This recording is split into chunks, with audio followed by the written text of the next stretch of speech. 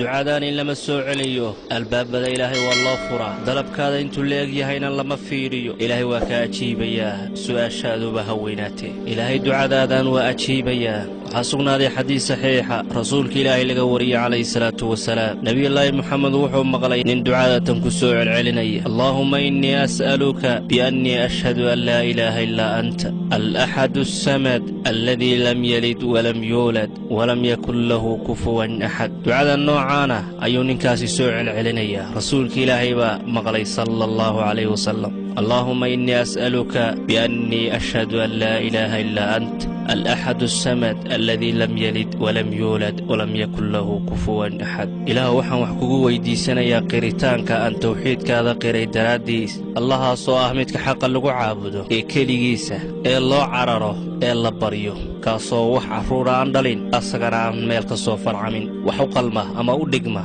والله قرب ديك كرنا أي سجرين الله سادو ويديسنا يسا وحاد ويديسنا يسيدي باهدادا ربك سادو شيغانا يسا جل جلاله هدي عريري كسو وجهه دعادة تنسوع عليه إلهي فضلقس والله أقبليا من لغو كسو عليني دعادة هكا أكفوغان عريري النوع الدوربة هالنقضيه فرج كيساد هليسا إن شاء الله سوع العلي مرو البكو وردي اللهم إني أسألك بأني أشهد أن لا إله إلا أنت الأحد الصمد الذي لم يلد ولم يولد ولم يكن له كفوا أحد رسولك إلهي مركم مغلين كان وصدان دعاء سنية أي النبي محمد وحير عليه الصلاة والسلام والله ما قدرته إلهي بكبري كان مقع إلهي وينك بدن مقع يسكوينين مقعاسو هدي إلهي لغو بريو أو إلهي قفك بريدا كأتشيبيو مقعكن oo ah ducadan haddaad ilaahay wax ku weydiisatid ilaahay waa ku siinaya waxaas aad ka doonaysid haddaad ku baridid ducadan ilaahay waa ka ajiibaya waxaad doonaysid buu ku siinayaa waxaad ka cabsanaysid buu ku dhaafinayaa caafimaadkaad rajaynaysid nooc kastuu yahayba ayuu ilaahay ku siinayaa